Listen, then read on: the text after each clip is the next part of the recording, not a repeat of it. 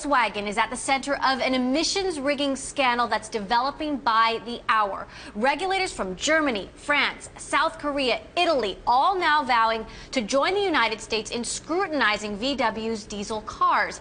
The result could be billions of dollars worth of fines. And the heart of the issue is malprogrammed software. Once the world's top automaker, Volkswagen has fallen to number 2. One reason? The company admits it rigged 11 million vehicles worldwide to cheat on emissions tests. Here's a breakdown of the scandal, blow by blow.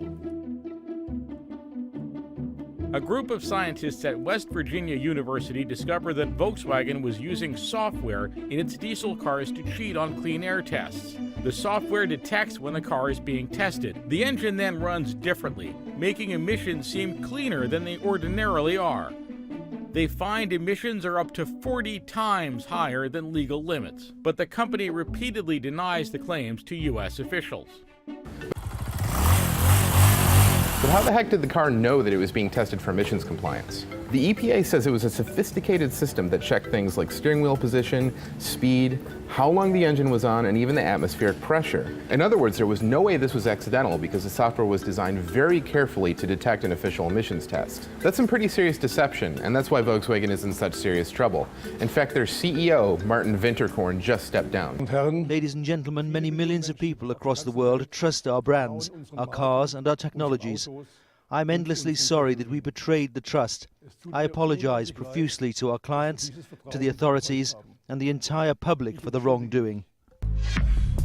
The government and the auto industry joining forces to resolve the emissions scandal. A strategy that saw current Transport Minister Alexander Dobrindt being officially appointed as chief investigator. Dobrindt has oversight of the Motor Vehicles Agency, which sees itself as a partner of the auto industry. Dobrindt's first step was to commission an assessment of the environmental performance of a range of car makers. It turned out that all brands tested on the road exceeded the permitted nitrogen oxide levels by up to 1,800%. Of the 54 diesel passenger cars inspected, just 3 were rated clean, all of them, ironically, products of the VW Group, the latest Audi 3, the VW Passat, and the VW Touran. But while VW can produce clean vehicles, most of its cars are dirty, just like the rest. The ministry's evaluation report states that all manufacturers use defeat devices. EU politicians have backed a compromise deal which will allow vehicles to exceed official pollution limits.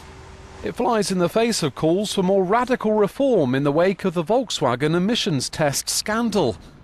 The vote only narrowly rejected a proposal to block the move. EU member states reached a compromise in October, now backed by the European Parliament, that cuts emissions, but still allows a 50% overshoot of the legal limit for nitrogen oxide.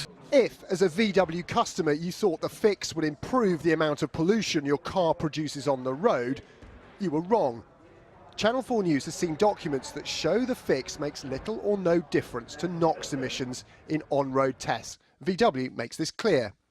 The function of the software upgrades, as was known and approved by the relevant authorities, was not to reduce real-world driving emissions. That was not the issue. Instead, the software upgrades were intended to address the concerns that had been raised in relation to the functioning of the vehicle's switch logic software during testing.